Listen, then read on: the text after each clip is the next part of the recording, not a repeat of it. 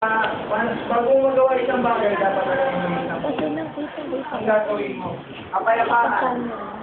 Kapayapaan para sa akin, being silent, peacefulness,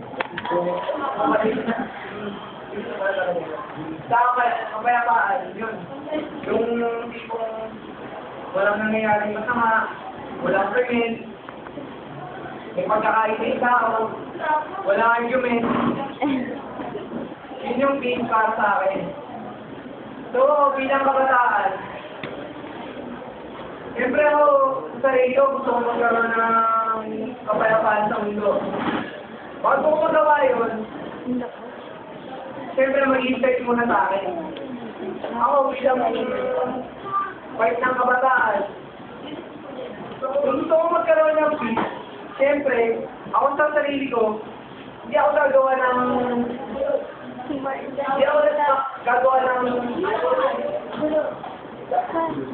makakasira sa ibang tao or may masasagasaan ako ng yun nga, parang isipin yung sarili.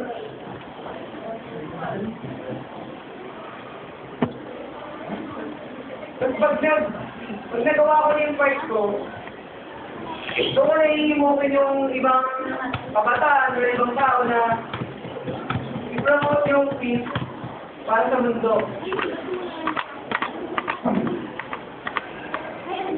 Siyempre, bilang pagpo-promote,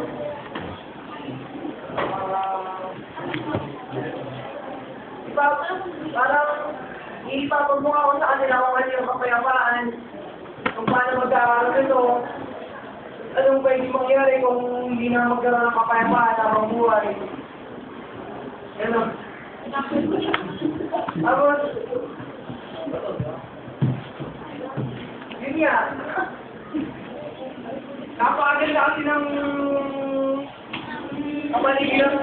kapaligiran may kapayapaan, di ba?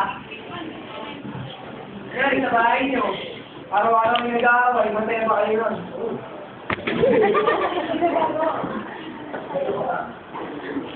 Yun, pag may kapayapaan sa, siyempre, ang pinakaroon talaga ng kapayapaan sa mundo, yung magiging disiplinado or peacemaker ng isang tao, dahil lahat,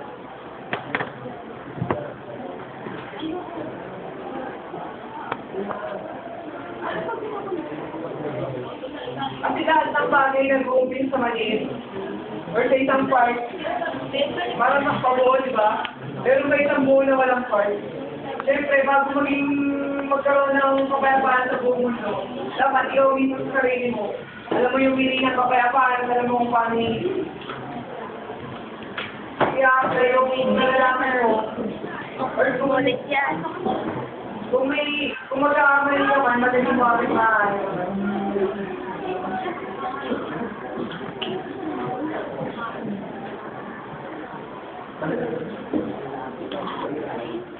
Okay, next.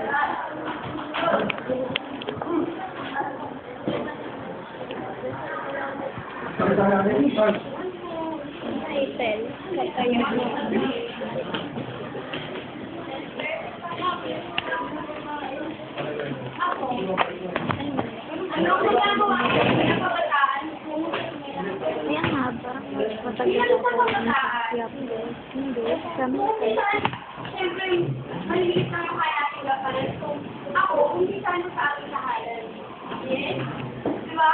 Bago sa komunidad. So, sa bahay, ate ako, kung magbibigay ako sa kapatid ko, may sumugdad ng away.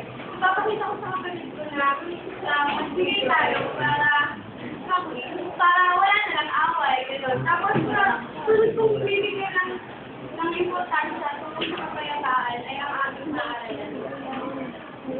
Ipapakita ko ito sa pamamagitan ng pagsali sa mga paggawa ng mga organisasyon na tutulong sa mga kabataan upang magkaroon